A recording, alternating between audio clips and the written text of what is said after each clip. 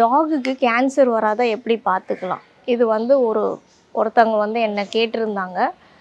So இதுக்கு வந்து என்னோட ஆன்சர் என்னன்னா, ஹியூமன்ஸ் எப்படி லிமிட்டாக சாப்பிட்டா அந்த கேன்சர் செல்ஸ் அழியும்னு சொல்லுவாங்களோ, அந்த மாதிரி தாங்க மற்ற ஜீவனுக்கும். நீங்கள் வந்து அதுங்களுக்கு ஓவர் ஃபீடிங் பண்ணவே பண்ணாதீங்க. லிமிட்டாக ஃபுட் கொடுங்க. டைமிங் வந்து ஸ்கிப் பண்ணாமல் கரெக்டான ஃபுட்டு, லிமிட்டட் ஃபுட்டாக கொடுங்க.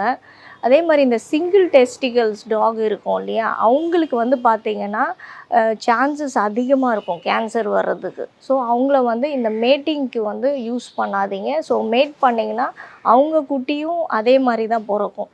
ஸோ அவங்கள மேட் பண்ணாமல் பர்த் கண்ட்ரோல் பண்ணுறது நல்லது. இதுக்கு என்ன ஃபுட்டு கொடுக்கலாம்? ப்ரக்கோலி ரொம்ப நல்லதுங்க கேன்சருக்கு. ஸோ அது வந்து நீங்கள் வீக்லி ட்வைஸ் வந்து கொடுக்கலாம். ரொம்ப கம்மியாக கொடுங்க, நிறைய சாப்பிட மாட்டாங்க.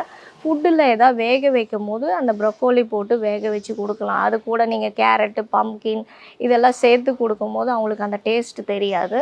ஸோ இந்த மாதிரி கொடுக்கும்போது அவங்களுக்கு vitamin K, vitamin C, anti accident இருக்குது.